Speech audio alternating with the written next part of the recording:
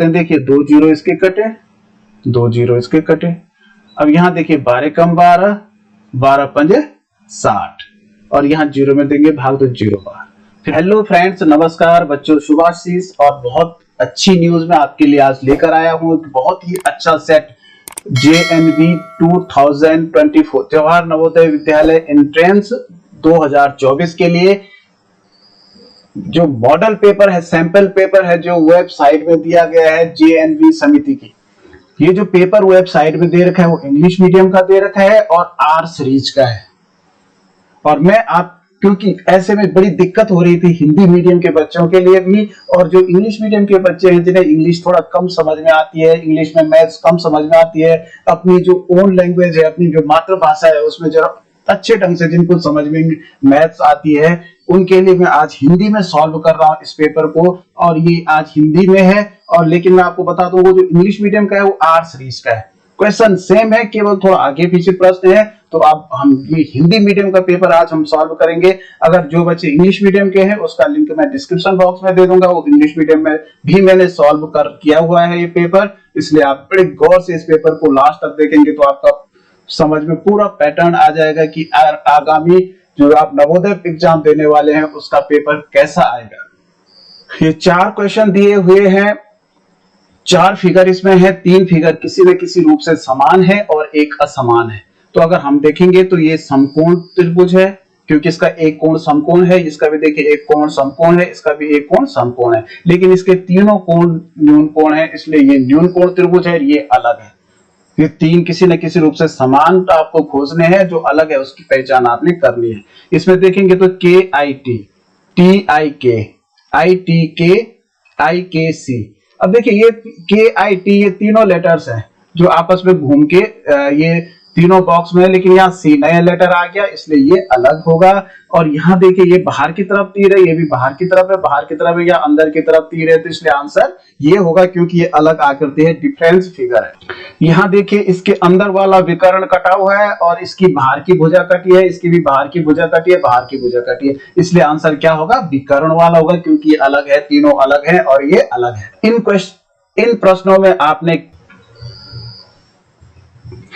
प्रश्नों में आपने क्या करना है कि यहाँ पे देखिए जो फिगर पहले दिया गया है इसमें सेम फिगर खोजना है। चारों फिगर एक जैसे मिलते जुलते हैं, लेकिन तीनों में कुछ अंतर होगा। एक फिगर ऐसा होगा जो सेम टू सेम होगा। यहाँ देखिए इसकी 2 आंखें ऊपर वाले खाने में है, 2 डैश नीचे हैं, तो लेकिन इसकी 2 आंखें जो है ना साइड में आ गई। तो इसमें देखिए 2 आंखें ऊपर है, 2 डैश नीचे है, तो बिल्कुल ये फिगर मैच कर रहा है। अगर इन दोनों को देखो तो ये भी और ये भी मैच नहीं कर रहा है। यहाँ देखेंगे तो ये इसके 3 जो पंखुड़ियां काली है इस तरह से, 2 ऊपर और एक नीचे की तरफ, तो इसकी देखो इसकी डायरेक्शन अलग साइड पे हो गई। इसकी देखिए सेम डायरेक्शन है, यहाँ पे एक ब्लैंक है, यहाँ 2 ब्लैंक है, 2 कोरे यहाँ है, 2 कोरे यहाँ, 2 कोरे यहाँ, 1 कोरा यहाँ। यहाँ देखेंगे तो यहाँ देखिए बाहर की तरफ सब में तीर का निशान है, प्लस में इसमें जो है ये ऊपर अंदर की तरफ हो गया, इसका भी अंदर की तरफ हो गया, इसका भी अंदर की तरफ हो गया, बाहर की तरफ चारों निशान इसमें है, तो ये फिगर बिल्कुल सही है। इसमें देखिए ये इस तरह से बना हुआ है, विकर्ण मिले हुए हैं, लेकिन ये वाला विकर्ण नहीं मिला रखा है इसका, ठीक है ना। तो आपने बड़े गौर से देखना, इसके सारे विकर्ण मिले हुए हैं, ये गलत है। ठीक इसकी तरह जो फिगर है ये बी वाला है, आप गौर से देखिए यहाँ इस तरह से बना हुआ है। इन फिगर्स में आपने क्या करना है कि 3 खाने किस फिलअप कर रखे, भर रखे हैं, एक खाना ब्लैंक छोड़ रखा है, इसको आपने मिलाना है इसी क्रम में, जैसे क्रम में तीनों बने हैं। तो अगर हम मिलाएंगे तो देखो ये यहाँ मिल जाएगा, ये यहाँ मिल जाएगा और ये यहाँ मिल जाएगा, और ये यहाँ काला हो जाएगा। तो देखिए बिल्कुल ए वाला फिगर बिल्कुल मैच कर रहा है। इसकी डायरेक्शन देखिए उल्टी है, इसका तो कोई मैच ही मिलान ही नहीं हो रहा है। यहाँ देखिए इसको भी आपने ऐसे ही करना है, जैसे तीनों खाने मिल रखे हैं, तो यहाँ देखो प्रत्येक खाने में से गुणा का निशान है, और यहाँ देखिए ये बाहर की तरफ है और यहाँ भी बाहर की तरफ है, ये भी बाहर की तरफ है, ये भी बाहर, चारों निशान तीर के निशान बाहर की तरफ है, अंदर की तरफ नहीं है। लेकिन इसमें देखिए अंदर की तरफ निशान है, इसमें देखिए ये चारों बाहर की तरफ है, इसमें देखिए ये अंदर की तरफ है और इसमें देखिए ये अंदर की तरफ है। इसका मतलब आंसर बी होगा। यहाँ देखिए इसको अगर आप मिलाएंगे तो इसको देखिए इसी पैटर्न पे मिलाएंगे तो ये गोला यहाँ मिल जाएगा और नीचे वाला गोला ऐसा हो जाएगा और ये वाला हिस्सा काला हो जाएगा, ठीक है ना। ये दोनों सफेद होंगे, तो यहाँ देखो इसके अंदर डॉट डॉट डॉट है, ये तो हो नहीं सकता। यहाँ तो ऊपर की तरफ मिल रहा है, नीचे का ऐसा मिल रहा है, ये उल्टा मिल रहा है, ये भी नहीं हो सकता। ये फूल बना है, ये भी नहीं हो सकता। ये देखो, ये बिल्कुल मिल रहा है, ये ऐसा वाला और नीचे वाला ऐसा और ये काला। ठीक है ना, तो आंसर होगा डी। इसको आप मिलाएंगे तो यहाँ देखिए ये, और यहाँ अंदर की तरफ जो है देखिए सब में देखिए 1 2 3 4 बिंदी है। ठीक है ना, और नीचे से ये 1 2 3 4 बार ऐसा कर रखा है, 1 2 3 4। तो देखिए ठीक फिगर यहाँ उल्टा है, यहाँ बिंदी नीचे की तरफ है, ऊपर से ये काट रखा है, ये भी उल्टा है। इसको देखो 1 2 3 4 1 2 3 4, लेकिन ये जो यहाँ देखिए यहाँ किनारा ये भी बना हुआ है एकदम किनारे, तो यहाँ किनारे ये बनेगा, ये उल्टी डायरेक्शन में बना है, इसलिए ये नहीं होगा आंसर, ये डी वाला होगा। यहाँ देखिए बिंदी अंदर की तरफ है, ये 4 बाहर की तरफ है, और यहाँ पे ये कोण का निशान, समकोण का निशान भी बना हुआ है, या वर्ग भी आप कह सकते हैं कि किनारे पे एक छोटा वर्ग बना हुआ है। यहाँ देखिए ये इस तरह का निशान है, और ये एंटी क्लॉकवाइज घड़ी के विपरीत सुई की दिशा में घूम रहा है, ये ऐसा घूम के इधर होगा। अगर आप इसको पलटाएंगे तो ऐसा हो गया, फिर इसको ऐसा पलटाया तो इधर चला गया, फिर ये पलटाएंगे तो इसका गुणा का निशान ये हो जाएगा, और जो एन की डायरेक्शन बनेगी बिल्कुल उल्टी बन जाएगी। ठीक है ना, तो ये वाला आंसर होगा बी। इसको एंटी क्लॉकवाइज मतलब घड़ी के विपरीत सुई की दिशा में, पहले इसका मुंह ये था, फिर नीचे हुआ, फिर ऐसा हुआ, अब ऊपर हो जाएगा। ठीक है ना, तो उसी डायरेक्शन में आपने दिमाग से बिठाना है कि एन की आकृति क्या होगी।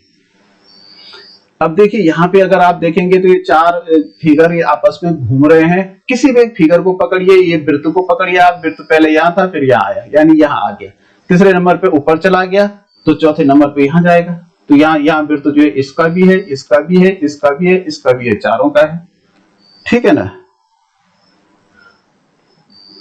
तो अभी तक तो उत्तर चारों है। आप इसके बाद पकड़िए आयत को। आयत यहाँ था फिर यहाँ चला गया, लेकिन यहाँ उल्टा हो गया, घूम गया, फिर यहाँ इस कोने गया तो सीधा हो गया, अब नीचे के कोना जाएगा तो उल्टा हो जाएगा ऐसा। तो इसमें भी है, इसमें भी है और इसमें भी है, तीनों में है। अब ट्रायंगल को देखिए, यहाँ था अब यहाँ गया तो इधर आ गया, अब फिर नीचे गया तो नीचे की तरफ मुंह, तो अब इस कोने जाएगा तो इस कोने की तरफ मुंह हो जाएगा। तो इसमें भी है, इसमें भी है, और इसमें तो उल्टा है, तो अभी ए और बी दोनों है। ठीक है ना, तीर का निशान ये था, या नीचे आ गया, इस कोने में इधर आ गया, तो अब ऊपर जाएगा तो ऐसा हो जाएगा। अब ऐसा निशान देखिए, इसमें तो उल्टा है, तो इसका मतलब आंसर हो जाएगा बी वाला, क्योंकि इसमें तीनों मैच कर रहे हैं, तो चौथा भी मैच कर रहा होगा। आप गोला जरूर देखेंगे, क्योंकि तीनों में ही हमारा उत्तर निकल चुका है। आप बड़े गौर से इन प्रश्नों को देखेंगे तो आप इनको आसान मत समझिए, इनको थोड़ा दिमाग लगाना पड़ता है, तभी जाके सही होता है। क्योंकि बच्चे सोचते हैं कि मैंने सब सही कर दिया, लेकिन होते बहुत गलत हो जाते हैं, और हमारी वो जो परसेंटेज है, जो नंबर ऑफ क्वेश्चन जो सही होने थे वो गलत हो जाते हैं। यहाँ देखिए इसमें ये पंचभुज बना हुआ है, 5 भुजाओं की आकृति, ये उल्टी हो गई, यहाँ पंचभुज फिर पर बना है, ये भी उल्टा हो जाएगा। ठीक है ना, और यहाँ ये ऐसा था, ये भी उल्टा हो गया, तो यहाँ ऐसा था तो ये उल्टा हो जाएगा, और ये बिंदी ऐसी रहेगी। लेकिन यहाँ देखो एक गुणा का निशान है, यहाँ 2 गुणा, यहाँ 3 गुणा, तो यहाँ 4 गुणा हो जाएंगे। ठीक है ना, तो देखिए यहाँ 3 गुणा है, इसमें देखिए 4 गुणा है, उल्टा है, बिल्कुल सही है, तो सी वाला आंसर होगा। यहाँ देखिए ये एक गोला है, फिर यहाँ गुणा का निशान है, फिर एक गोला गुणा फिर गोला, तो इसका मतलब फिर गोला होगा, गुणा होगा, गोला होगा, गुणा होगा, गोला गुणा गोला गुणा, सी वाला आंसर बिल्कुल सही है।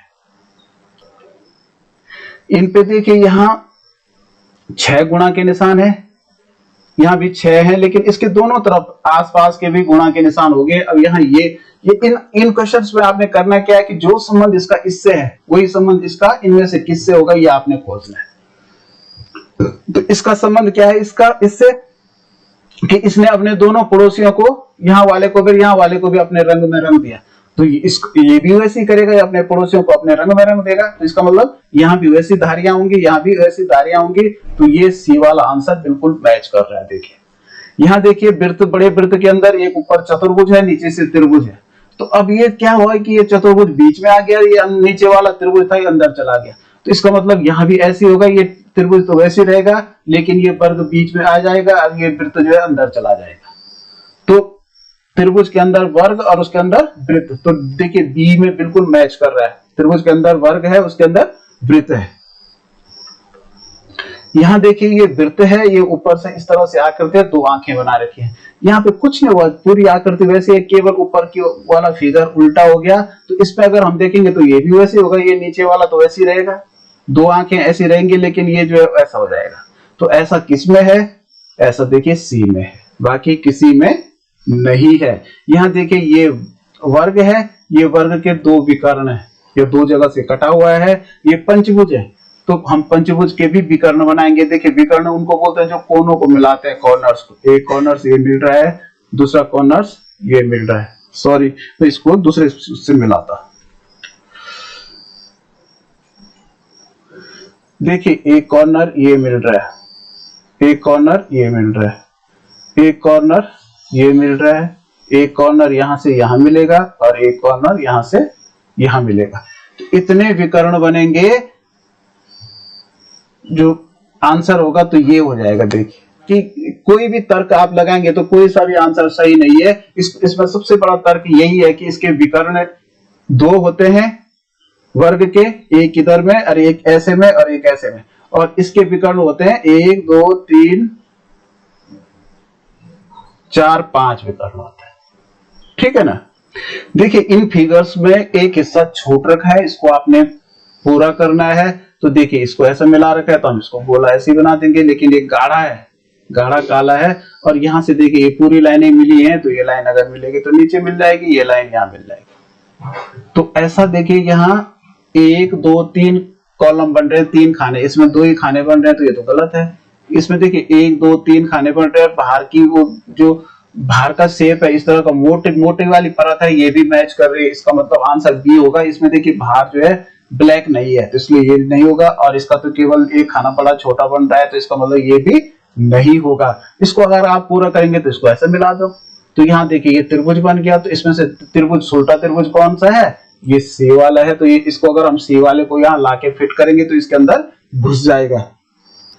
यहाँ देखिए ये फिगर ऐसा है, इसको अगर आप इस तरह से मिलाएंगे तो ये वाला फिगर आपने खोजना है कि ये आकृति कौन सा फिगर बना रहा है। तो यहाँ पे देखिए सीधा है, इसका यहाँ पे सीधा नहीं है, इसका भी सीधा नहीं है, इसका भी सीधा नहीं है, इसका देखिए बिल्कुल सीधा है। और यहाँ पे पहले ऊपर ये वाला फिगर ऐसा है और दूसरे में ये ऐसा मुड़ा हुआ है। तो इसका मतलब जो बिल्कुल सही आंसर है वो डी है। जो इसका ब्लैंक जगह पे आप देखिए तो डी वाले को अगर आप यहाँ पकड़ के ले जाएंगे तो बिल्कुल मैच कर जाएगा, इसको पूरा कर देगा।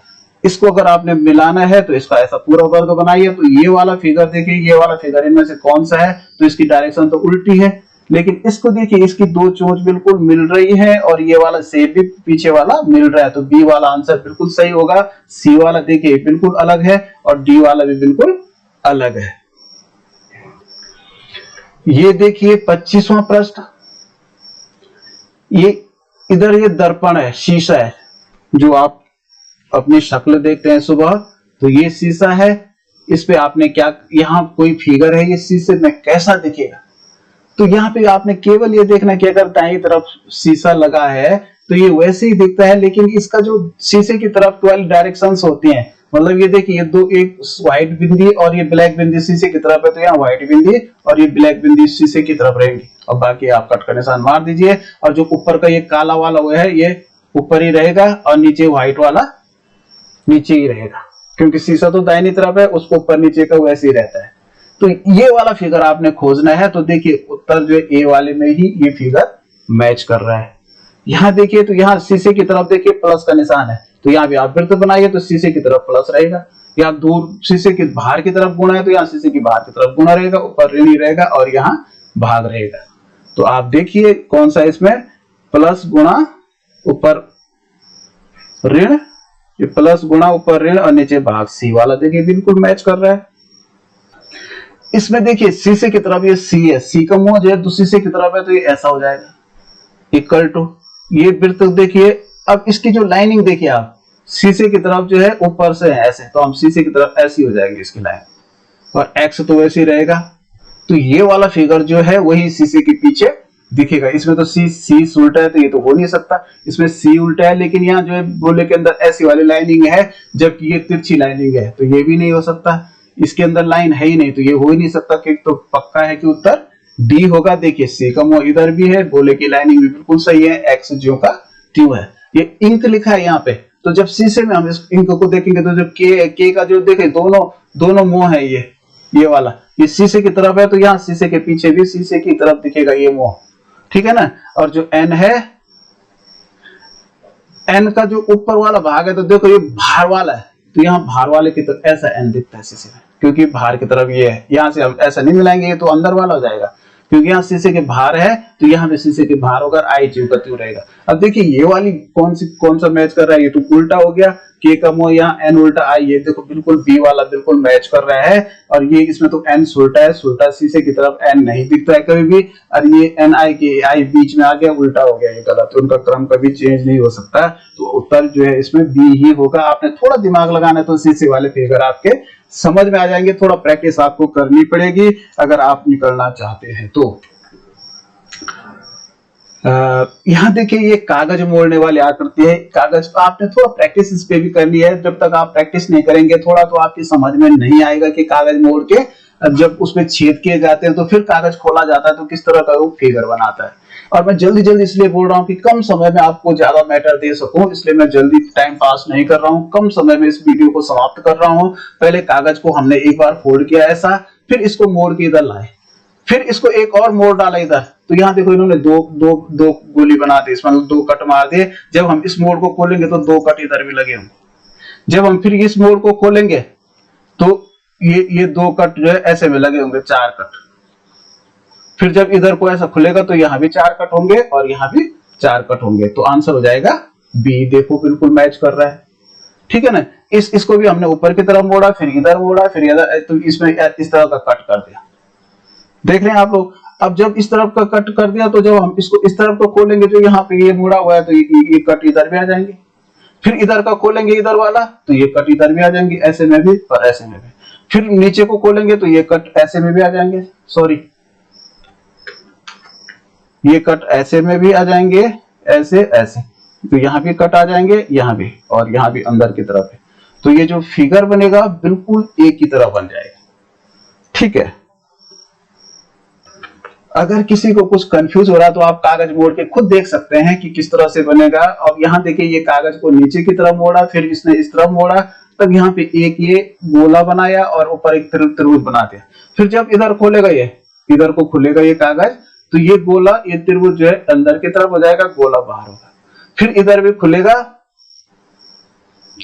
तो यहाँ देखिए ये गोला ऊपर होगा, त्रिभुज अंदर होगा। फिर इधर खुलेगा तो ये त्रिभुज अंदर, गोला बाहर। तो इस तरह से फिगर, यहाँ देखो यहाँ त्रिभुज बाहर है, गोला अंदर है, तो ये नहीं हो सकता। यहाँ चारों इसकी डायरेक्शन गलत है, ये भी नहीं हो सकता।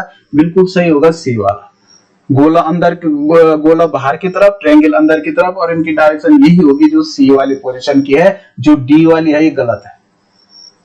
यहाँ कागज को इस तरह से मोड़ा, फिर ये एक बार ऊपर को ऐसा मोड़ दिया, फिर यहाँ ये काटा, ठीक है ना। तो ये कटा हुआ भाग है, जब ये नीचे के खुलेगा तो ये भी कटा होगा, यानी एक कटा यहाँ है, एक कटा यहाँ है, और जब ये ऊपर को खुलेगा तो एक कटा यहाँ होगा और एक कटा यहाँ होगा। तो इस तरह से वृत्त तो नहीं, आयत तो नहीं बनेंगे, ये भी गलत है। ये कटा हुआ इस तरह से दिखेगा डी वाले की तरह, ठीक है। यहाँ देखिए ये पहले फिगर एक दे रखा है, अलग अलग शेप दे रखे हैं, इन शेप को मिला करके इनमें से कौन सा फिगर बनेगा ये आपको बताना है। तो यहाँ देखिए ये तीन लंबे लंबे आयत दे रखे हैं, ये दो छोटे आयत है। तो यहाँ देखिए अगर हम इस फिगर में देखें तो दो आयत तो ठीक है, लेकिन ये दो त्रिभुज बन गए, ये इसमें त्रिभुज है ही नहीं, तो इसका मतलब ये आंसर हो ही नहीं सकता। इसमें देखिए तीन लंबे आयत, एक दो तीन ये है, और दो छोटे आयत ये है, तो बिल्कुल आंसर यही है। यहाँ देखिए ये छोटे बड़े आयत जो है चार हो गए, तो ये तो हो ही नहीं सकते। यहाँ देखिए दो त्रिभुज है, दो आयत है, तो यहाँ दो त्रिभुज, लेकिन ये दो वर्ग बन रहे हैं, ये तो हो नहीं सकता। दो त्रिभुज है, दो आयत, ये बन रहा है, बिल्कुल सही, इतने छोटे छोटे आयत हैं। बाकी यहाँ देखिए ये शेप तो मिल ही नहीं रही है, आयत नहीं बन रहे हैं। यहाँ भी एक छोटा वर्ग बन रहा है, एक लंबा आयत बन रहा है, तो ये भी नहीं होगा। आंसर इसका होगा केवल बी होगा। यहाँ देखिए ये वर्ग है, एक छोटा वर्ग है, एक ये फिगर है, एक ट्रायंगल है, ठीक है ना। इसको मिला करके कौन सी आकृति बन रही है, तो देखो इसको मिला करके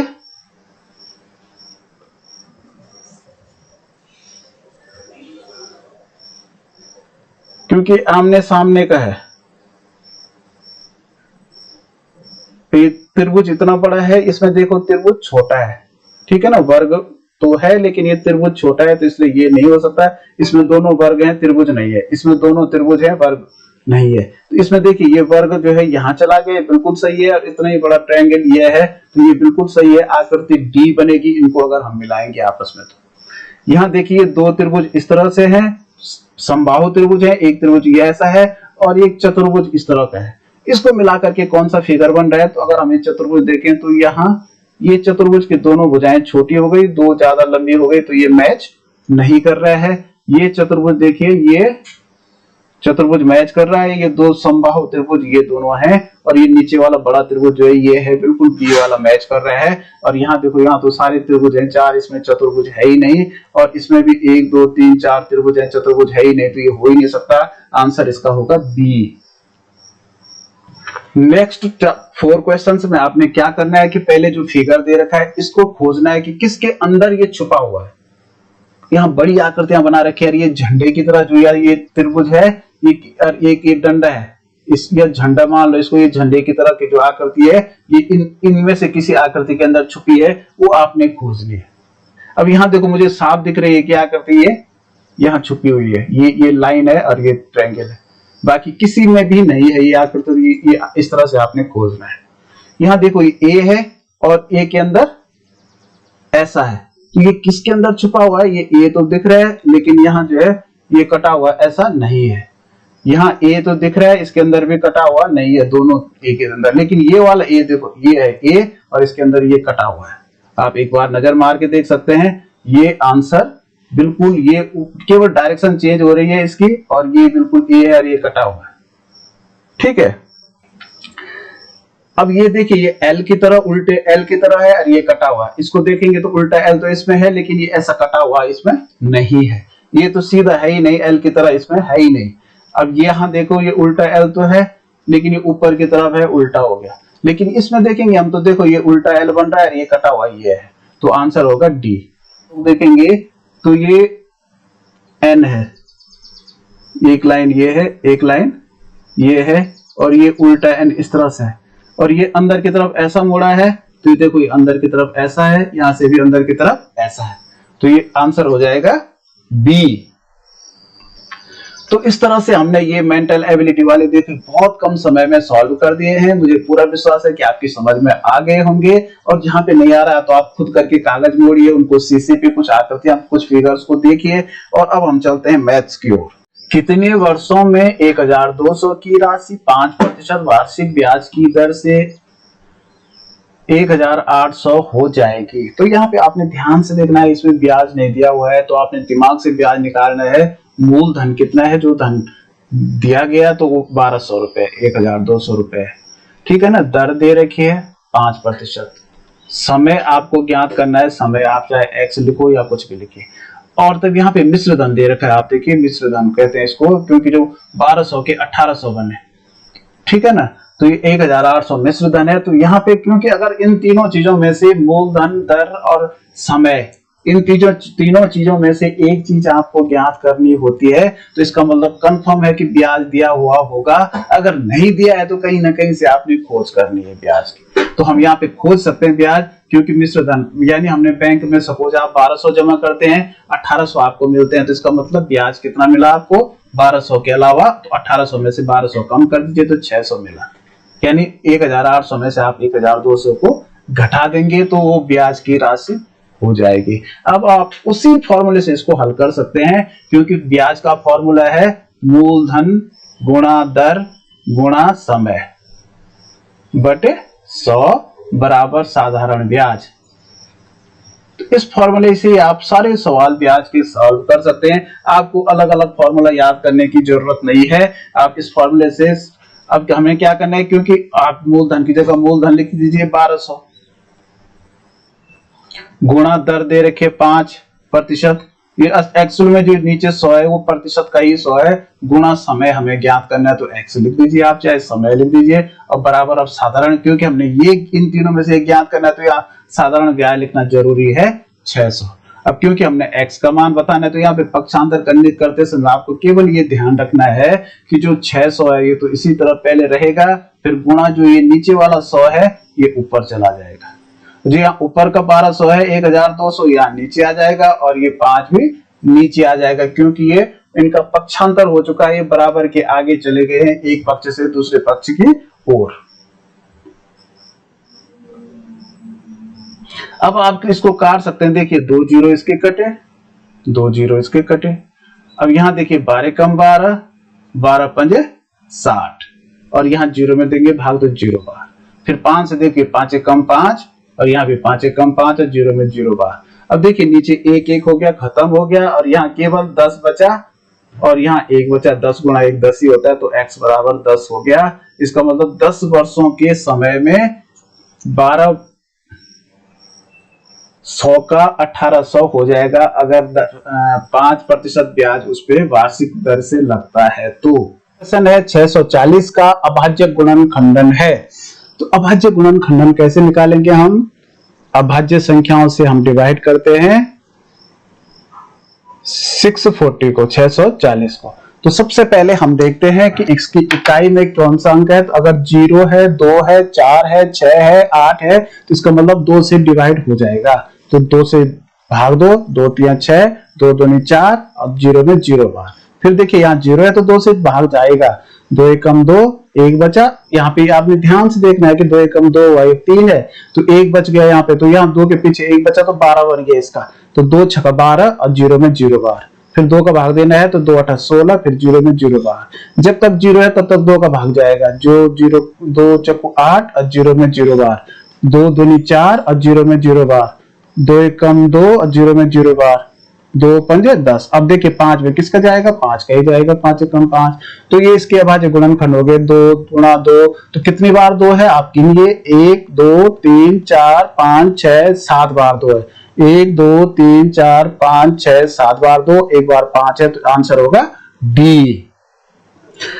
एक संख्या बी एक अन्य संख्या सी से 10% कम है।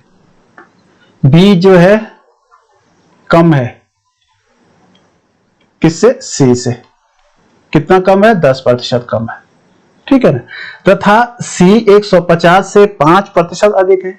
जो सी है वो 150 से 5% अधिक है, यानी 150 का हम 5% निकालेंगे, 5/100। तो देखिए 0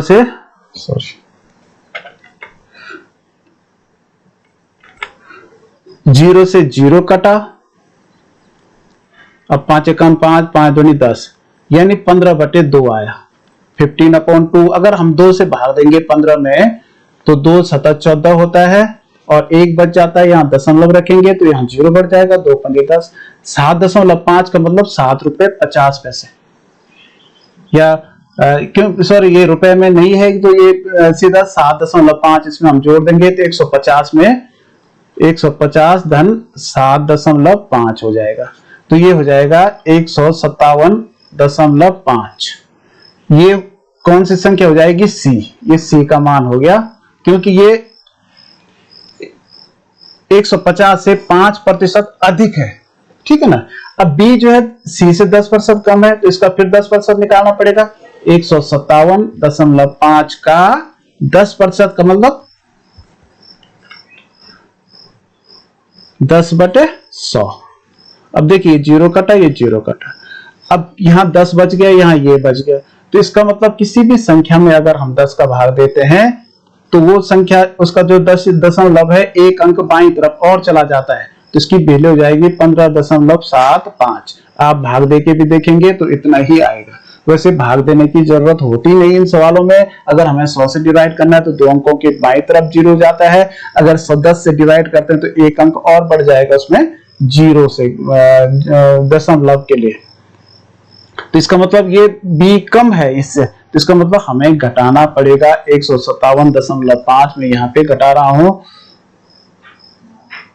157.5 में से घटाना पड़ेगा 15.75। अब यहाँ पे ऊपर कुछ नहीं है तो 0 0 10 में से 5 गया 5, यहाँ 14 में से 7 गया 7, और यहाँ देखिए यहाँ 6 में से 5 गया 1, और यहाँ 4 और यहाँ 1, तो 141.75 ये वाला आंसर होगा। ज्यादा कठिन तो नहीं था लेकिन थोड़ा चकराने वाला ही था बच्चों के हिसाब से। प्रश्न है, एक वर्ग तथा एक आयत के परिमाप समान है। परिमाप कहते हैं भार की माप को, भुजाओं की माप। ये इसका भी उतना ही परिमाप है, भार की भुजा, और इतना इसकी भार की भुजाओं का योग उतना ही है। वर्ग की भुजा 16 मीटर है, तो हम यहां से परिमाप इसका ज्ञात करेंगे। 16 मीटर है वर्ग की भुजा, तो जो इस वर्ग का परिमाप होगा, परिमाप दोनों का होगा उतना ही। तो 16 एक होगी तो 16 ये भी होगी, 16 ये भी होगी। 16 तो 16 गुणा 4, भुजा गुणा 4 होता है, तो 16 चौको 64 मीटर हो जाएगा।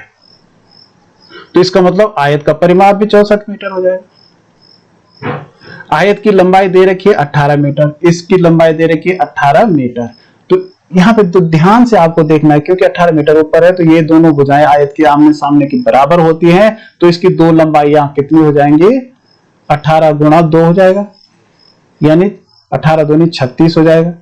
अब 64 में से अगर हम 36 कम कर देंगे, 14 में से 6 गए 8, और यहां बचा 2, 28 मीटर। तो ये क्या हो जाएगा? 28 मीटर, ये दोनों चौड़ाइयां हो जाएंगी। ये दो चौड़ाइयां हैं, तो दो चौड़ाइयां 28 मीटर है, तो एक चौड़ाई कितनी हो जाएगी? इसकी हमने चौड़ाई बतानी है, आयत की चौड़ाई बतानी है। तो इसमें 2 का भाग दो, चाहे 2 28/2 लिखो, आप कैसे भी दे दो, 2 का भाग ऐसे दे दो, जो जैसा आपको अच्छा लगता है। तो यहाँ काटेंगे तो 2 एकम 2, 2 एकम 2 और 2 चौको 8, यानी 14 मीटर हो जाएगी। क्योंकि जब 28 मीटर दोनों है तो एक तरफ 14 मीटर हो जाएगा, तो आयत की चौड़ाई हो जाएगी 14 मीटर। अब आपने ध्यान से देखना है कि हमने पहले वर्ग का परिमाप निकाला, फिर इसकी दो लंबाइयां जोड़ी और पूरे परिमाप में से कम कर दिया, तो वो दो चौड़ाइयां बच गई, और दो चौड़ाइयों का फिर हमने एक चौड़ाई करने के लिए भाग दिया 2 का। हमें अपने गंतव्य स्थान पर 4.5 घंटे यात्रा करने के पश्चात 2:45 PM पर पहुंचे। हम अपने गंतव्य स्थान पर 4.5 घंटे यात्रा करने के पश्चात 2:45 पर पहुंचे। हम पहुंचे 2:45 पे, और जो समय लगा वो लगा 4.5 घंटे का, मतलब आप सीधे लगाओ तो 4 घंटे पूरे, और आधा घंटे में होते हैं 30 मिनट इतने का। ठीक है ना? तो इतने में से इसको घटाना है, लेकिन यहाँ देखिए, यहाँ 2 कम हो रहा है ऊपर और नीचे 4 ज्यादा हो रहा है। तो यहाँ पे थोड़ा ध्यान रखना है, क्योंकि दोपहर का 2 बजे है, PM है, तो दोपहर के 2 बजे को हम बोलते हैं 1 बजे को 13 बजे, और 2 बजे को बोलते हैं 14:45, और इसमें से 4 घंटा 30 मिनट आप कम कर दो। यहाँ बचा 5 और 1, और यहाँ 10, 4 में से 4 गए 0 1, तो इसका मतलब 10:15 AM पर हम निकले थे। ये सी वाला आंसर।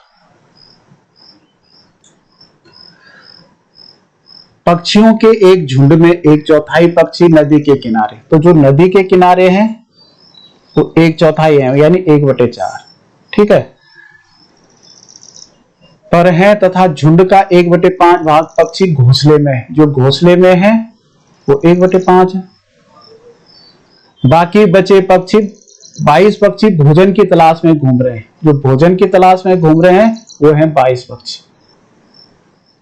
तो घोंसले में कितने पक्षी हैं? अब घोंसले की बात तो हम बाद में करेंगे, पहले हमें पता करना पड़ेगा कि कुल पक्षी कितने हैं। अब कुल पक्षी देखिए, उत्तर यहां से निकलेगा 22 से, क्योंकि ये भोजन की तलाश में जो ये संख्या में दे रखा है, ये भिन्न में दे रखा है। तो पहले हमने एक भिन्न ज्ञात, इसको देखिए, ये दोनों कितने होते हैं, नदी के किनारे कितने, 1/4, एक कितने हैं, दोनों जोड़ के हम पहले देखेंगे। 1/4 धन 1/5, तो इसका 5 चौको 20 हो गया, और यहाँ 5 एकम 5 और 4 एकम 4, तो 5 4 9, 9/20 हो गया। यानी टोटल भाग के हमने 20 हिस्से किए, उसमें से 9 हिस्से ऐसे थे जो नदी के किनारे थे या घोंसलों में थे। अब बाकी के कितने बच गए? अगर आप 1 में से घटाओ, चाहे इसको ऐसे समझो कि 20 में से 9 हिस्से ये हैं, तो 20 में से 11 हिस्से ये हैं 22 पक्षी, तो 11/20 बराबर, तो x का सीधा करो आप, 11/20 हिस्सा बच गया, तो x का 11/20 बराबर कितना है? 22 है। तो x बराबर कितना हो जाएगा? 22 अपनी जगह रहेगा, गुणा, ये उल्टा हो जाएगा, 20/11 हो जाएगा, 11 कम 11, 11 दूनी 22, तो 20 दूना 40, यानी कुल पक्षी 40 हैं। और घोंसले में पता नहीं हमें कितने हैं, तो हमने क्या करना है, 40 कुल है, तो घोंसले में 1/5 है, तो इसको 40 का 1/5 कर दो। यहाँ 4 5 एकम 5, 5 8 40, यानी 8 एकम 8, तो 8 पक्षी ऐसे हैं जो घोंसले के अंदर हैं, क्योंकि टोटल पक्षी हमारे पास 40 निकले। एक बार समझ जाइए 40 कैसे में हुए। पहले हमने देखा कि नदी के किनारे घोंसले में दोनों को जोड़ दिया तो वो आया 9/20। तो इसका मतलब पक्षियों के झुंड का हमने टोटल 20 टुकड़े किए, उसमें से 9 टुकड़े 9 हिस्से यहाँ थे, तो इसका मतलब जो शेष बचा वो 11/20 बचा। आप ऐसे भी घटा सकते हैं, 1 माइनस 9/20 करो तो यहाँ फिर 20 बनाने के लिए तो 20/20 ही होगा, तो 11/20 ही बचेगा। ठीक है ना, तो 11/20 जो है बच गया, तो 11/20 किसके बराबर है? 22 के बराबर। तो x का 11/20 इक्वल टू 22 बराबर 22, तो x बराबर टोटल पक्षी हो गए 40, तो घोंसले में हो गए 40 का 1/5। 6 अंकों की बड़ी से बड़ी तथा 5 अंकों की बड़ी से बड़ी संख्या का अंतर कितना है? तो 6 अंकों की बड़ी से बड़ी 6 बार 9 लिखते थे, तो आसान तरीका है। 5 अंकों की भी बड़ी से बड़ी लिखना है तो 5 बार 9 लिख दीजिए। तो इसको अंतर का मतलब घटाना होता है, तो 9 9 ये घटाते जाओ तो ये हो जाएगा 9 के आगे 5 0 9 लाख। एक पार्क 1500 मीटर लंबी तथा 700 मीटर चौड़ी है। देखिए ये पार्क है, इसकी लंबाई है 1500 मीटर और चौड़ाई है 750 मीटर। एक साइकिल सवार को इस पार्क के 4 चक्कर लगाने हैं। देखिए चक्कर लगाने का मतलब इसका पहले परिमाप ज्ञात करना है, क्योंकि एक चक्कर पूरा होगा तो 4 चक्कर की बात तो हम बाद में करेंगे, पहले हम एक चक्कर बताएंगे। तो एक चक्कर का मतलब क्या हो गया? इसका परिमाप। तो परिमाप कैसे निकलता है? इन दोनों भुजाओं को हम जोड़ देंगे, 1500 और 750 को, तो ये हो गया 2250 मीटर। तो ये दोनों भुजाओं की माप हुई 2250, तो जितनी ये दोनों भुजाएं हैं उतनी ये दोनों भुजाएं होंगी। ठीक है ना, जितनी लंबाई इन दोनों भुजाओं की होगी उतनी लंबाई इन दोनों भुजाओं की होगी। तो लंबाई गुणा लंबाई धन चौड़ाई करते हैं और गुणा गया 2, तो इसको आप गुणा करेंगे तो 4500 हो जाएगा मीटर। तो ये तो एक चक्कर में गई 4500 मीटर साइकिल वाला। अब 4 चक्कर मारे इन्होंने तो गुणा 4 हो जाएगा, आप इधर लिखो चाहे इधर लिखो। तो ये 2 जीरो का 2 जीरो हो गया, 4 5 20 का 0 हो गया, हासिल 2 4 4 16 तो 18, तो 18,000 मीटर हुआ। ठीक है ना। अब 18,000 मीटर, आगे सवाल है, अब थोड़ा कठिन बना रखा है सवाल को कि 4.5 किलोमीटर प्रति घंटा की चाल से उसे कितना समय लगा। देखिए चाल समय वाला भी क्वेश्चन इसी में शामिल इन्होंने कर दिया परिमाप के साथ साथ। तो क्योंकि इसकी चाल किलोमीटर प्रति घंटा दे रखी है, तो यहाँ हमें हमारे पास 18,000 मीटर आया, तो इसको अगर हम किलोमीटर बनाएंगे तो आपको पता है 1000 मीटर का 1 किलोमीटर बनता है, तो इसका बटा 1000 कर देंगे। बटा 1000 होगा तो 3 जीरो कट गए, 3 जीरो यानी इक्वल टू 18 किलोमीटर हो गया।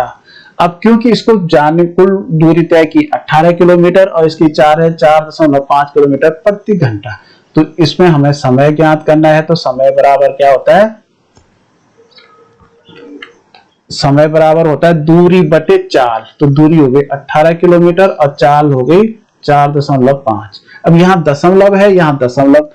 पहले तो जब हमें सॉल्व जिससे हमें डिवाइड करना होता है उसका दशमलव हटाने के लिए हम क्या करेंगे, यहां भी दशमलव लगा देंगे, यहाँ 1 जीरो बढ़ा देंगे।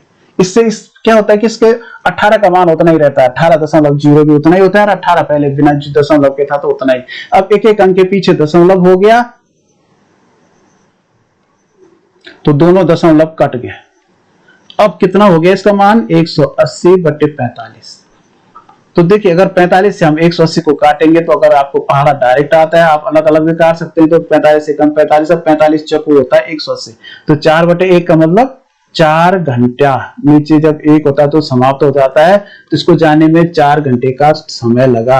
आप अंदाज से भी कर सकते हैं, 1 घंटे में 4.5 यानी 4.5 किलोमीटर जा रहा है, तो 4.5 का दुगना होता है 9, तो यानी 2 घंटे में 9 किलोमीटर जाएगा और 4 घंटे में 18 किलोमीटर जाएगा। ठीक है, तो इस तरह से ये सवाल सॉल्व हो गया। देखिए इसका मान है x, तो x का मान हमने बताना है। तो सबसे पहले हम क्या करते हैं, इसमें डिवाइड करते हैं। 15 डिवाइड माइनस, तो सीधा मैं यहाँ पे डिवाइड कर रहा हूँ। 15 का भाग 15 में देना तो आपको आता है। 15 का भाग अगर हम 15 में देंगे तो 15 कम 15 हो जाएगा। ठीक है, तो यहाँ पे एक उत्तर आ जाएगा, इन दोनों को नहीं लिखना है, गुणा 6। अब देखो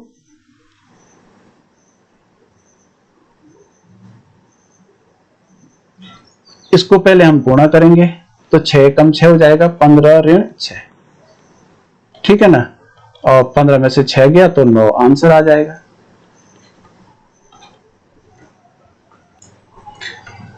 यहां देखिए इसका मान हमें बताना है, तो सबसे पहले इसमें हम क्या करते हैं, ब्रैकेट सॉल्व करते हैं। तो हम ब्रैकेट आप अलग से भी सॉल्व कर सकते हैं। 5/3 में से हमें घटाना है 1/6।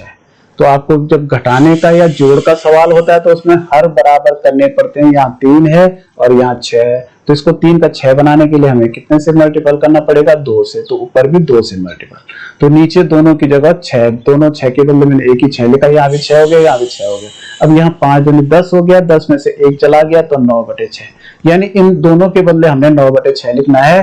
तो 3/8 भागा 9/6 धन 5/8। अब यहाँ पे भाग भिन्न में होता नहीं है तो हम इसको गुणा में कन्वर्ट कर देते हैं। तो ये गुणा में हो जाएगा 3/8 और ये गुणा में कन्वर्ट होगा तो आगे वाला उल्टा हो जाता है 6/9 धन 5/8। अब देखिए यहाँ 3 से कट रहा है, 3 एकम 3, 3 3 9, फिर 3 से 6 कट रहा है, 3 एकम 3, 3 2 6। वैसे 2 से 8 भी कट रहा है, पर मैं इसलिए नहीं काट रहा हूं क्योंकि हमने जोड़ना है। यहाँ नीचे 8 है तो यहाँ हम 8 ही रहने देंगे, बाद में फिर हमने इसका 8 ही बनाना है। तो इसकी जो वैल्यू हो गई वो यहाँ पे देखिए, यहाँ 1 गुणा 2 है तो 2 एकम 2 ही हो गई ऊपर की, और नीचे 8 गुणा 1 है, 8 एकम 8 हो गई धन 5/8। तो इसका अगर हम जोड़ेंगे तो 5 और 2 7/8, इसका आंसर हो गया 7/8। अब इसकी वैल्यू बतानी है।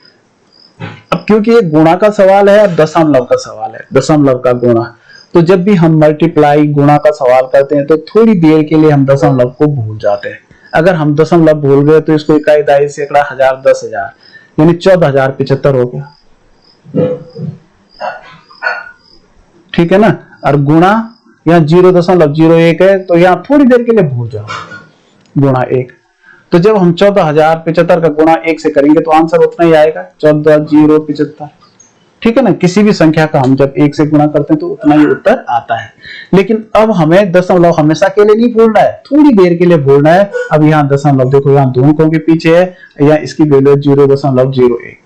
अब हमने देखना है कि दशमलव की दाहिनी तरफ कुल कितने अंक हैं, तो 1 2 3 4 अंक हैं। तो यहाँ भी 1 2 3 4 और यहाँ दशमलव लगेगा, तो जो इसका आंसर हो जाएगा 1.4075, 1.4075। सी वाला आंसर बिल्कुल सही है। 45, 60, 75 के महत्तम समापवर्तक तथा लघुत्तम अपवर्त्य एलसीएम का योगफल बताना है। देखिए हमने इसका एचसीएफ भी निकालना है, एलसीएम भी निकालना है, तो हम एक साथ लॉस भी निकाल सकते हैं और मॉस भी निकाल सकते हैं। आप ध्यान से देखिए, 45 है, 60 है और 75 है।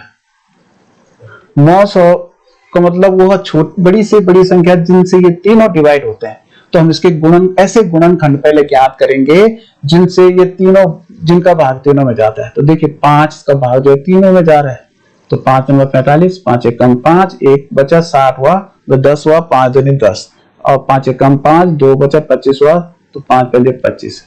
अब देखिए 5 का भाग इनमें नहीं जा रहा है क्योंकि यहाँ 9 हो गया। तो ऐसी कौन सी संख्या है जिसका भाग तीनों में जा रहा है, तो देखिए 3 का भाग 9 में भी जा रहा है, 12 में भी जा रहा है, 15 में भी जा रहा है। तो 3 हो गया, 3 3 9, 3 चौको 12 और 3 पंजे 15। अब देखिए अब कोई भी संख्या ऐसी नहीं है जिसका भाग 3 में भी जाता है, 4 में भी, 5 में भी, क्योंकि 3 और 5 दोनों अलग अलग अभाज्य संख्याएं हो गई। तो ये जो जिसका भाग सब में जाता है यही 900 होता है। तो जो इसका 900 हो गया, आप अलग पे नोट कर दीजिए, 900 बराबर हो गया 5 गुणा 3 यानी 5 3 15। ये तो 900 हो गया जिनका भाग सब में जा रहा है। अब जो शेष बच गए वो 900 हो गया। अब क्योंकि यहाँ 3 में 3 का ही जाएगा, 3 एकम 3, 4 में 2 का जाएगा, 2 दूनी 4 और फिर 2 में 2 का ही जाएगा, 2 एकम 2। यहाँ 5 ऐसे उतरेगा तो 5 में 5 का जाएगा, 5 एकम 5। तो कहने का मतलब ये 15, तो इसका आ गया 5 3 15, 15 3 45, 45 दूना 90, 90 दूना 180 और 180 पंजा, तो 18 पंजे 90 होता है और 180 पंजा तो 900 हो जाएगा। तो इसका जो 900 है, 900 एलसीएम है 900 है। तो इसमें योगफल पूछ रखा है, तो हम क्या करेंगे, 900 में ये 15 जोड़ देंगे, तो इसका जो उत्तर होगा वो हो जाएगा 915। ठीक है। 8 मीटर लंबी, 6 मीटर ऊंची तथा 22.5 मीटर मोटी दीवार बनाने हेतु तो कितनी ईंटें चाहिए, जबकि एक ईंट का माप 25 सेंटीमीटर, इतना सेंटीमीटर 6 सेंटीमीटर है। देखिए अगर ईंट है और पूरे या कोई बड़ा बॉक्स है उसके अंदर छोटे छोटे पैकेट रखने हैं, तो हम क्या करते हैं, बड़े का आयतन ऊपर लिख देते हैं, छोटे का आयतन नीचे लिख देते हैं, यानी बड़े के आयतन में हम डिवाइड करते हैं छोटे के आयतन से। लेकिन यहाँ पे देखिए यहाँ मीटर में दे रखा है और यहाँ सेंटीमीटर में, तो आप चाहो तो सीधे 8 मीटर में होते हैं, 1 मीटर में 100 सेंटीमीटर तो 800 सेंटीमीटर, 6 मीटर में 600 सेंटीमीटर तो गुणा 600, और ये तो सेंटीमीटर में है 22.5, ये सेंटीमीटर में है। अब यहाँ देखो ईंट की जो मोटाई है, लंबाई चौड़ाई दे रखे 25 गुणा 11.25 और गुणा 6, तो ईंटों की संख्या निकल जाएगी। ये देखिए ये ऊपर दीवार का आयतन हो गया, नीचे ईंट का आयतन हो गया, अब दोनों हमने कन्वर्ट कर दिए सेंटीमीटर में। अब ना कोई मीटर है ना सेंटीमीटर, अलग अलग माप नहीं रह गई है, तो आप काट सकते हैं इसको। देखिए 25 से कटता है, 25 से कम 25 और 25 × 75 होता है, 5 बचे 50, 25 दूना 50। 600 देखिए 6 से कटा है, 6 कम 6, 6 कम 6, 100 हो गए। अब यहाँ 11 दशमलव, थोड़ी देर के लिए अगर हम भूल जाएं, यहाँ पे देखिए यहाँ 2 अंकों के पीछे दशमलव है और यहाँ 1 अंक के पीछे, तो यहाँ दूसरा अंक करने के लिए हम 0 बढ़ा सकते हैं क्योंकि उसके मान में कोई अंतर नहीं आता। जब दोनों अंकों दो अंकों के पीछे दोनों के दशमलव हो गया तो दोनों अंक कट जाते हैं, ये दोनों दशमलव कट जाते हैं, दशमलव ये भी कट गया। अब इसको आप 1125 पढ़ सकते हैं, इसको 2250 पढ़ सकते हैं। अगर आपको सीधा पहाड़ा आता है तो सीधे भी आप कर सकते हैं, 1125 के कम 1125 है, 1125 दूना 2250, यानी 2 आंसर आ गए यहाँ पे। अब इसको करना है 32 गुणा 100 गुणा 2, तो 32 गुणा 2 100 तो 3200 हो गया, अब गुणा 2 यानी 6400 हो गया, 6400 ईंटें लगेंगी। ठीक है, इसकी वैल्यू बताने तो सबसे पहले हम क्या करते हैं, कोष्ठ के अंदर का सॉल्व करते हैं। तो 0.9 है और यहाँ भागा है, और इसको अगर हम सॉल्व करेंगे तो 3 3 9 हो गया। लेकिन 9 के यहाँ 0.3 एक अंक किधर है, यहाँ 2 अंकों के पीछे दशमलव लग जाएगा, यहाँ 0.09 हो जाएगा। अब हमें ये करना है कि इसका दशमलव भी वैसे हटाना है। यहाँ देखिए यहाँ 2 अंकों के पीछे दशमलव है, यहाँ 1 अंक के पीछे, तो किसी भी अंक में अगर दशमलव बराबर करने हैं तो इस 9 का 0.9 के आगे 1 0 और लगा देंगे, इसके मान में कोई अंतर नहीं आएगा और भागा 0.09 हो जाएगा। अब यहाँ 2 अंक यहाँ भी हो गए, 2 अंक यहाँ भी हो गए, तो 2 अंक होने पे ये दशमलव दोनों के कट गए, तो इसका मतलब 9 से डिवाइड करना है 90 को, 9 एकम 9 और ये 0 में 0 बार भाग जाएगा, तो आंसर आ जाएगा 10। निम्न में से कौन सा 25 के बराबर नहीं है, 25 के, अब इसको देखो ये तो 50 है, ऋण इसको सॉल्व कर दो, 4 का भाग अगर हम 100 में देंगे तो आपको पता है 25 आंसर आता है, 25 को 100, तो यानी 50 में से 25 गया तो उत्तर 25 आया, इसका मतलब इसकी वैल्यू 25 है। यहाँ 20 है धन, अब यहाँ 20 भागा 4 है, यानी 4 का भाग अगर हम 20 में देंगे तो 20 4 पंजे 20 होता है, तो यानी 20 धन 5, यानी ये भी इसकी वैल्यू भी 25 हो गई। यहाँ देखिए 10 है धन, इसको 5 दूनी 10 हो गया, फिर धन, अब 10 में से 5 घटाओ तो 5, इसको जोड़ो तो 10 10 20 और 5 25 हो गया, इसकी वैल्यू भी 25 हो गई। अब ये लास्ट वाला है 24 धन, तो 2 गुणा 1 है, 2 एकम 2 हो गया, तो 24 और 2 26 हो गया, तो इसका मतलब यही आंसर होगा, इसकी वैल्यू 25 के बराबर नहीं है, आंसर हो जाएगा डी। 175 ग्राम के 10% का 5%, बहुत आसान है, 175 ग्राम है, उसका 10% हो गया 10/100, फिर का 5% मानी 5/100, तो यहाँ पे 100 पे गुणा हो जाएगा। अब देखिए 0 कट गया, ये 0 कट गया, आप 25 से काट सकते हैं, तो 25 चौको 100 और 25 9 25 7 होते हैं 175, 5 कम 5 5 दूनी 10, अगर यहाँ देखिए ऊपर 7 आ गया और यहाँ आ गया 4 दूनी 8, 7/8। लेकिन इसका उत्तर दिया है 8 दशमलव में देना है, तो इसका मतलब 8 से हमें डिवाइड करना पड़ेगा 7 को। भाग नहीं जाता है तो यहाँ हम दशमलव रखेंगे और यहाँ 0 बढ़ाएंगे, तो 8 7 56, 8 8 64, यहाँ बचा 6। अब यहाँ एक 0 और बढ़ा सकते हैं क्योंकि दशमलव हमने रखा हुआ है, तो 8 7 56, यहाँ बचा 4 और यहाँ एक 0 और बढ़ा सकते हैं, तो 8 5 40। जो आंसर आ गया 0.875 आएगा। x का वह मान जिसके लिए निम्न कथन सत्य है। ये x की वैल्यू आपने बतानी है, तो हम क्या करेंगे, पहले इसको सॉल्व कर दो। सबसे पहले तो इसका हम सही हटा देंगे पहले, तो 11 3 33 और 7 40, तो हो गया 40/11 गुणा 11/5। तो आप यहाँ पे इसको काट सकते हैं, 5 8 40 और एक देखो 11 11 कट गया, तो इसकी वैल्यू 8 आ गई। तो यहाँ पे हो जाएगा 8 भागा, इसको भी सॉल्व कर दीजिए, तो x का गुणा हम 3 से करेंगे तो 3x हो जाएगा, 3x/7। ठीक है ना, x का गुणा 3 से हुआ तो 3x/7 बराबर 4/3। तो हम क्या करते हैं, गुणा में बदल देते हैं, 8 गुणा तो 7/3x हो जाएगा बराबर 4/3। अब लेकिन हमें यहां इसको 8 7 56 हो गया, 56/3x हो गया बराबर 4/3 हो गया। क्योंकि x की वैल्यू बतानी है तो यहाँ पे x को ऊपर लाना पड़ेगा, तो 3x ऊपर लाएंगे हम, 56 को नीचे ले जाएंगे, तो यहाँ पे उल्टा जाएगा 3/4। अब फिर x की वैल्यू बतानी है, तो मैं यहां बताता हूं, तो x बराबर क्या हो जाएगा, 3/4 अपनी जगह रहेगा और ये 3/56 आगे जाएगा तो उल्टा हो जाएगा 56/3। अब यहाँ देखिए कट रहा है, 4 कम 4, यहाँ भी 4 कम 4 और 16 हुआ, 4 चौको 16। अब ये 3 3 कट गया, तो x बराबर हो गया 14। तो इसका मतलब x की वैल्यू 14 आ गई। वैसे भी आप देखेंगे तो यहाँ पे इसकी वैल्यू 8 आई थी, अब यहाँ x की वैल्यू 14 आ गई, तो 8 भागा 14 3 42 हो गया, अब 42/7 हो गया। तो यानी इसको अगर हम सॉल्व करेंगे तो 8 गुणा हो जाएगा 7/42 हो जाएगा।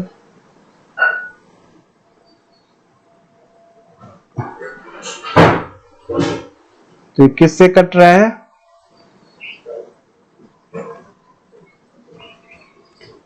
7 कम 7, 7 छक्का 42, फिर 2 3 6, 2 चौको 8, तो देखो 4/3 आ गई इसकी वैल्यू।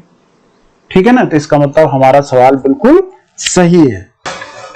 अमित ने एक मेज 1200 में खरीदा, खरीदा का मतलब क्रय मूल्य 1200, तथा इसकी मरम्मत पर 200 रुपए दिए गए, यानी 200 रुपए और खर्च हुए तो इसी में जुड़ जाएंगे, तब जाके ये क्रय मूल्य जो वास्तविक क्रय मूल्य है ये है।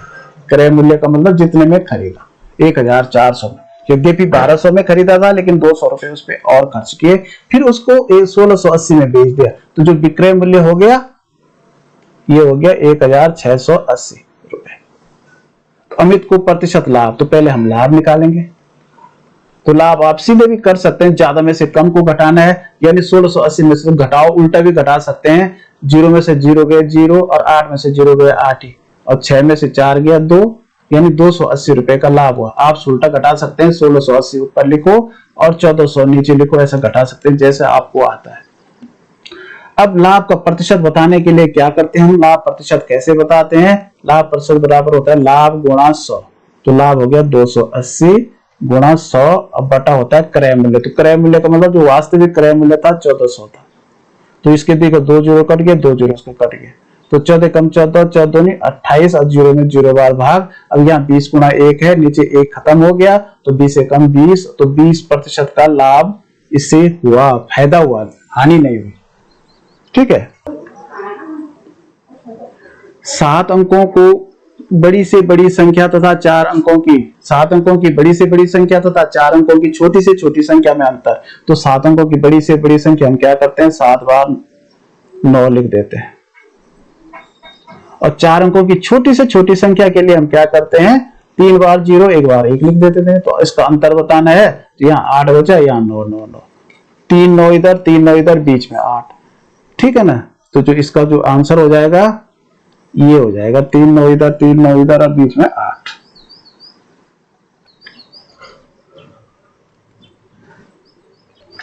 निम्नलिखित व्यंजक का निकटतम परिणाम पूर्ण संख्या में बताना है।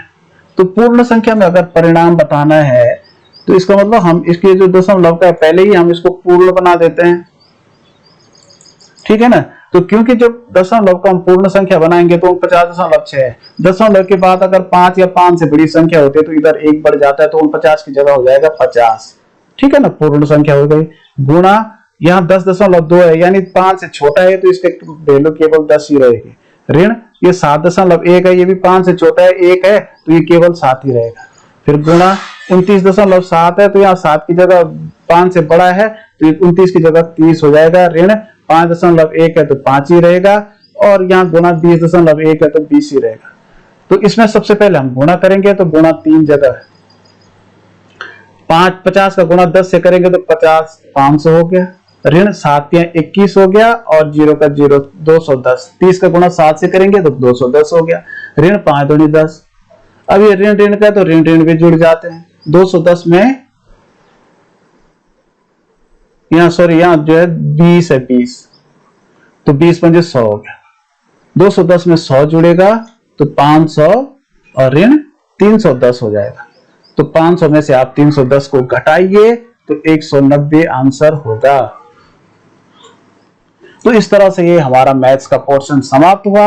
अगर आपको अच्छा लग रहा है तो वीडियो को लाइक जरूर कीजिएगा और चैनल को सब्सक्राइब जरूर कीजिएगा। अब चलते हैं हिंदी की ओर।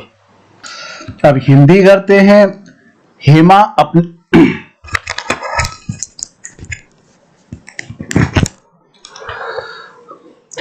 अपने बिस्तर पर लेटी अपने कमरे की छत पर लगे तारों को एकटक देख रही थी। वह खिन्न थी क्योंकि कोई भी कपड़ा उस पर फिट नहीं लग रहा था। उसने उन्हें एक एक कर दोबारा पहना, किंतु वे या तो बहुत तंग थे या छोटे। एक अलमारी कपड़ों से भरी हुई, किंतु वह उनमें से एक भी नहीं पहन सकती। तब उसे एक विचार आया। उसकी आंखों में चमक आ गई। वह माँ के कमरे की ओर भागी। उसने कहा, माँ मुझे नए कपड़े चाहिए, किंतु तभी जब मैं अपने सारे पुराने कपड़े दान कर दूं। अब अधिक कपड़े संग्रह करने की आवश्यकता नहीं। उसकी मां मुस्कुराई और उसे गले से लगा लिया। उसकी लड़की दयालु थी। हेमा अपने बिस्तर पर लेटी थी क्योंकि वह थक गई थी, थकी भी नहीं थी। तारे देखना पसंद करती थी, नहीं। सोच रही थी कि क्या पहना जाए। ये उत्तर बिल्कुल पैराग्राफ में आया है, इसलिए वो लेटी थी और सोच रही थी कि मैं क्या पहनूं। वह कोई भी कपड़ा नहीं पहन सकी क्योंकि फैशन के अनुसार नहीं थे, ये भी गलत है। बहुत रंगीन थे, नहीं। उसे पता नहीं था क्या पहनना है, गलत। कपड़े उसे फिट नहीं आ रहे थे, टाइट हो गए थे सारे कपड़े, कोई भी कपड़ा फिट नहीं आ रहा था। संग्रह का समानार्थक शब्द यानी इसका पर्यायवाची, तो संग्रह का मतलब होता है इकट्ठा करना, ठीक है ना। बांटना भी नहीं होता, साझा करना नहीं होता, उपहार देना भी नहीं होता। हेमा है लालची, दानी, स्वार्थी, भली। तो हेमा कैसी है, तो उसने क्योंकि अपने कपड़े के दान करने की बात उसने करी तो वो दानी है। लालची स्वार्थी की तो कहीं बात आई नहीं है, भली की भी बात नहीं आई है पैराग्राफ में। दान करना का विपरीतार्थक, विपरीतार्थक का मतलब होता है विलोम। तो दान का विलोम क्या होता है, लेना। सौंपना भी नहीं होता, बांटना भी नहीं होता, खर्च करना भी नहीं होता। दान करना और एक दान लेना, मतलब लेना और एक देना। तो दान करना मतलब देना हो गया, और देना का होता है लेना, ठीक है ना। तो आंसर होगा लेना। पर्यटन मनोरंजक और शैक्षिक दोनों ही होता है। इसे सदा ही शिक्षा का महत्वपूर्ण अंग माना गया है। यूरोप में किसी नव युवक को तभी पूर्ण शिक्षित माना जाता है जब वह यूरोप के बहुत से देशों में भ्रमण कर चुका हो। प्राचीन भारत में भी हमारे ऋषि पर्यटन के महान मूल्य को समझते थे। उन्होंने इसे सबका पवित्र कार्य बना दिया और वे भारत के विभिन्न भागों में स्थित तीर्थ स्थानों में घूमे। इससे भारतीयों में एकता की भावना को प्रोत्साहन मिला। यदि कोई वास्तविक शिक्षा पाना चाहे तो उसके लिए करना महत्वपूर्ण है। तो पराया है कि वास्तविक शिक्षा किससे मिलती है? पर्यटन करने से, घूमने फिरने से। निम्नलिखित में से कौन सा शब्द मनोरंजक का समानार्थी है? तो शैक्षिक तो मनोरंजक होगा नहीं, थकाने वाला भी मनोरंजक नहीं होगा, दृश्यावलोकन करना मनोरंजक नहीं होता है, मन भावन मनोरंजक होता है। मनोरंजक का मतलब मन को अच्छा लगने वाला। स्थानों की पवित्र यात्रा करना प्राचीन भारत में पवित्र समझा जाता था। तो कैसे स्थानों की? तो प्राचीन भारत की जो ऋषि मुनि थी उन्होंने तीर्थ स्थानों की यात्रा की थी, तो तीर्थ स्थानों की यात्रा करना ही पवित्र समझा जाता था। लोग यदि अधिक करें तो उन्हें दूसरों के साथ एकता का अनुभव होता है। तो अभी तो एकता का अनुभव की बात आई है पर्यटन करने से। जो पर्यटन अधिक करेंगे तो पूरे देश में एकता का अनुभव होगा, यूनिटी। ऋषि वह व्यक्ति है जो होता है विद्वान, चतुर, स्वतंत्र, धूर्त। तीन में से न तो चतुर होता है, न धूर्त होता है, न स्वतंत्र होता है। ऋषि होता है विद्वान। प्रतिवर्ष करोड़ों रुपयों और असंख्य जीवनों की हानि के लिए आग को दोष दिया जाता है। अग्निशमनकर्ता चोट और हानि से लोगों की और उनकी संपत्ति की रक्षा करने में सहायक होते हैं। उन्हें जब भी कोई सूचना मिलती है हर बार वे अपनी जान हथेली पर लेकर प्रस्तुत रहते हैं। जब भी काम पर हो तो अग्निशमनकर्ता को किसी भी आपदा के घटित होने पर कुछ ही मिनटों में तैयार होकर प्रस्तुत होना होता है। प्रत्येक अग्निकांड के स्थल पर एक वरिष्ठ अधिकारी नियंत्रण संभालता है और घटना स्थल पर मौजूद सभी लोगों को काम का आदेश देता है। कुछ अग्निशमनकर्ता हौज पाइप को पानी के नलकों से जोड़ते हैं। अन्य लोग हौजों तक पानी भेजने के लिए हाथों से पंप चलाते हैं। अग्निशमनकर्ताओं के दल ऊंची जगहों तक पहुंचने के लिए सीढ़ियों का उपयोग भी करते हैं। अग्निशमनकर्ताओं के बारे में क्या सत्य नहीं है? वे बहादुर होते हैं, बिल्कुल सत्य। वे प्राय अपने जीवन को खतरे में डालते हैं, सही बात है। वे अपने जीवन को कभी कोई संकट नहीं आने देते, ये बिल्कुल गलत है, ठीक ना, ये सत्य नहीं है। उन्हें उच्च प्रशिक्षण मिला होता है, ये भी सत्य है। किसी अग्निशमनकर्ता को आग बुझाने के लिए तैयार होना पड़ता है मिनटों में, घंटों में, दिनों में, सप्ताहों में। तो पर बात आई थी कि वो मिनटों में तैयार हो जाते हैं। अग्निशमनकर्ता जान हथेली पर लेकर प्रस्तुत रहते हैं। इसका अर्थ क्या है? तो वे एक पंक्ति में खड़े रहते हैं। तो जान हथेली पर लेना, एक पंक्ति में खड़ा रहना से कोई ताल्लुक नहीं है। वे आग बुझाते हैं, इससे भी कोई ताल्लुक नहीं है। वे अपना जीवन संकट में डालते हैं। तो जान हथेली पर लेना मतलब जीवन को संकट में डालना, ये बिल्कुल सही है। वे पंप से हौज पाइप को जोड़ते हैं, ये भी नहीं है। अपने हाथों से चलाने से आशय किसी व्यक्ति से काम लेना, अपने हाथों से काम करना, किसी मशीन का उपयोग करना, अपने शरीर का उपयोग करना। तो हाथों से चलाने का मतलब अपने हाथों से काम करना, ठीक है ना। घटित होना का अर्थ वही है जो का है, आना। तो घटित होना, आना गलत है। घटित होना बुलाना ये भी नहीं हो सकता। घटित होना, होना आग लगाना नहीं हो सकता। तो घटित होना मतलब होना, कोई काम होता है उसी को हम कहते हैं कि ये घटित हो गया। कोई घटना घटती है तो हम कहते हैं कि ये घटित हो गया। चुस्त और स्वस्थ रहने के लिए आपको शारीरिक रूप से सक्रिय रहना आवश्यक है। नियमित शारीरिक सक्रियता से भार बढ़ना, हृदय रोग, कैंसर, मानसिक रोग, मधुमेह और गठिया जैसे गंभीर रोगों से सुरक्षित रहते हैं। निष्क्रिय जीवन शैली से जुड़ी स्वास्थ्य समस्याओं के खतरे को कम करने के उपायों में सर्वश्रेष्ठ है नियमित रूप से साइकिल की सवारी करना। साइकिल चलाना स्वस्थ, न्यून आघात वाला व्यायाम है जिसका आनंद छोटे बच्चों से लेकर बड़ी उम्र के प्रौढ़ों तक सभी उठा सकते हैं। यह आनंददायक, सस्ती होने के साथ साथ पर्यावरण के लिए भी अच्छा है। काम पर जाने या दुकान पर जाने के लिए इसकी सवारी करना समय की बर्बादी बचत करने वाला उपाय है। इससे नियमित व्यायाम को दैनिक गतिविधियों को जोड़ा जा सकता है। आवागमन, मनोरंजन तथा खेल के लिए प्रतिदिन 1 अरब लोगों के द्वारा साइकिल का उपयोग किया किए जाने का अनुमान है। भार घटाने के लिए साइकिल चलाना एक अच्छा उपाय है। इससे मांसपेशियों का निर्माण होता है और शरीर की वसा जलती है। शोधों ने संकेत किया है कि प्रतिदिन आधे घंटे साइकिल चलाने से हम एक वर्ष में कम से कम 5 किलो भार कम कर सकते हैं। अनुच्छेद का मुख्य उद्देश्य हमें के लाभ बताना है। स्वस्थ रहने के लाभ, व्यायाम करने के लाभ, साइकिल चलाने के लाभ, भार कम करने के लाभ। तो देखिए यहाँ पे स्वस्थ रहने के लाभ भी बता रहा है, लेकिन यहाँ पे स्वस्थ रहने का एक ही तरीका बता रहा है, तो साइकिल चलाना। तो इसका मतलब यहाँ पे जो मुख्य बात आई है साइकिल चलाने के लाभ इस पैराग्राफ में बताए गए हैं, तो इसका आंसर होगा साइकिल चलाने के लाभ। जब लेखक ने कहा कि साइकिल चलाना पर्यावरण के लिए अच्छा है, तो इसमें से कौन सा सही नहीं है? इससे कोई अस्वास्थ्यकर गैस नहीं निकलती, बिल्कुल सही है। इसे पेट्रोल अथवा डीजल के बिना चलाया जा सकता है, ये भी सही है। इससे वातावरण प्रदूषित नहीं होता, ये भी सही है। इसकी सवारी सभी आयु वर्ग के लोग कर सकते हैं, ये भी सही है। ये चारों बातें ऊपर आई हैं, लेकिन यहाँ पर बात आई है कि पर्यावरण से संबंधित जो पर्यावरण के लिए अच्छा है, तो ये तीनों तो पर्यावरण के लिए अच्छे हैं, लेकिन चौथा सही तो है, लेकिन ये इसका पर्यावरण से कोई ताल्लुक नहीं है, तो इसका आंसर होगा डी।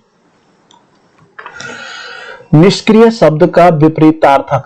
निष्क्रिय उसको कहते हैं जो आलसी टाइप का होता है, जो कुछ नहीं करता, तो निष्क्रिय का होता है सक्रिय। बहुत अच्छा शब्द है, विलोम शब्द है, निष्क्रिय का विलोम सक्रिय। न्यून आघात वाला व्यायाम वह है जो थकाए नहीं, जिस पर अधिक व्यय न आए, कार्य कुशल न हो, उबाऊ न हो। तो न्यून आघात वाला व्यायाम है जो थकाए नहीं। इसका मतलब है कि जो थकाए नहीं। निम्नलिखित नियमित रूप से साइकिल चलाना हमारे लिए सबसे सहायक है, केवल इसे छोड़कर। वसा कम करके मांसपेशियों को सशक्त करना, ये तो सही बात है। काम को आनंद से जोड़ना, ये भी सही बात है। गंभीर दुर्घटना से बचाव और स्वस्थ रहना। देखिए साइकिल चलाने से हम स्वस्थ रह सकते हैं, काम को हम आनंद से जोड़ सकते हैं, वसा कम करके हमारी मांसपेशियां मजबूत हो सकती हैं, लेकिन गंभीर दुर्घटनाओं से बचाव तो नहीं हो सकता है, क्योंकि अगर हम साइकिल चलाएंगे सड़क पे तो कभी गंभीर दुर्घटना भी हो सकती है अगर हमने लापरवाही की तो इसका आंसर होगा सी। ठीक है ना। इस तरह से 80 क्वेश्चन हमारे समाप्त हो चुके हैं, और मुझे पूरा विश्वास है कि आप अगर आगामी नवोदय देने वाले हैं तो आपके लिए ये पेपर बहुत लाभकारी होगा और आपकी समझ में पूरा आ गया होगा। अगर आपको अच्छा लगे एक छोटा सा कमेंट जरूर कीजिएगा, लाइक और शेयर जरूर कीजिएगा। Okay bye.